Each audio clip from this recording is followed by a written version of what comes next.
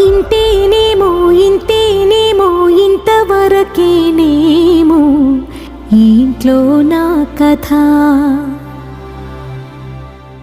అంతేనేమో అంతేనేమో అంతులేని వేదనేమో ఆడపిల్లను కదా. మళ్ళీ తిరిగి అడుగేసేది వచ్చిపోయే చుట్టూలానే. నేను పుట్టి పెరిగిన ఊరికి ఇంకా పైన పొరుగురిదాన్ని.